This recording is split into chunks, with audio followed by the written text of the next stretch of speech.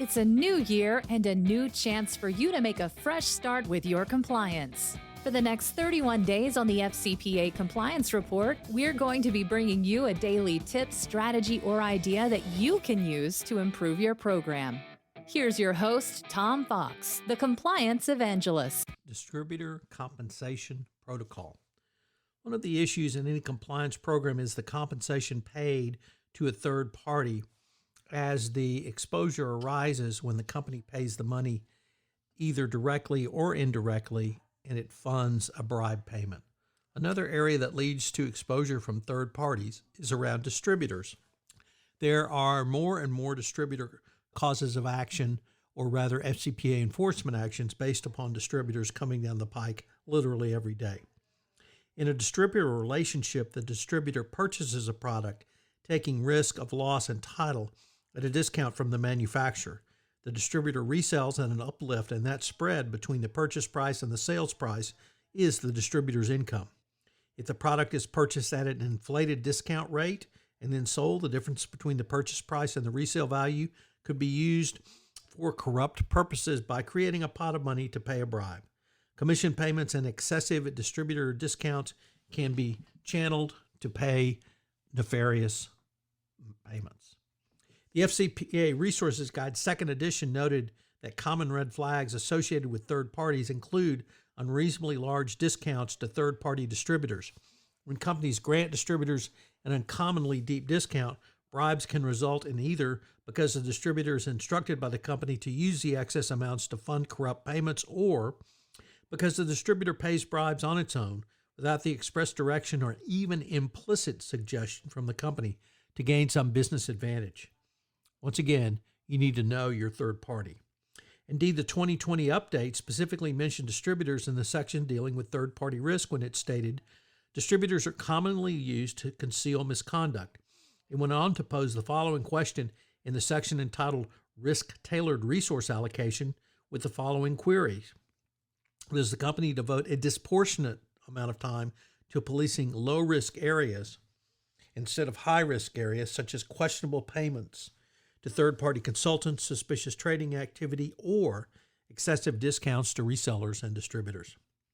How can distributors be managed? One mechanism is to install a distributor discount policy and monitoring system tailored to the company's operational structure.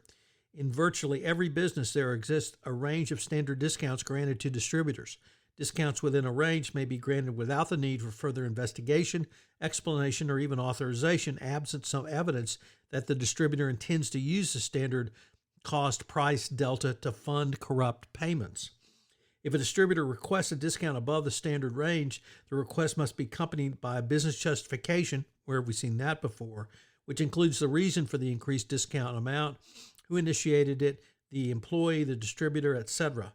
The request should be evaluated with tiered levels of approval where higher discounts require authorization, and the request and corresponding authorization must be tracked to facilitate auditing, testing, and benchmarking. This will aid the operationalization of compliance within the company as it requires increased management involvement, approval, and oversight. Capturing and memorializing discount authorization requests. Bill Anathis has developed the discount authorization request template to document the request and allow for an informed decision about whether it should or should not be granted. The specifics of a discount authorization request are critical to evaluating its legitimacy, as it is expected that the employee submitting the request should provide details on how the request originated, as a request for the distributor or the employee, the business case, and the volume-based discount incentive. How do you evaluate a DAR? The evaluation process will depend on several factors, but the greater the discount, the more scrutiny the request should receive. Factors to consider include the expected volume under the request, the current organizational structure, and authorization levels. The aim to ensure that all requests are vetted without negatively impacting the company's ability to function efficiently. It also mandates the operationalization of this compliance review into multiple disciplines within your organization. Tracking of these requests, both approved and denied, can provide valuable data for analysis. A company can audit the data to see if there is a repetitive pattern. For example, which reasons are requesting increased discounts? Is it being driven by your employees, the distributors, or even the customers? Should a discount range be adjusted?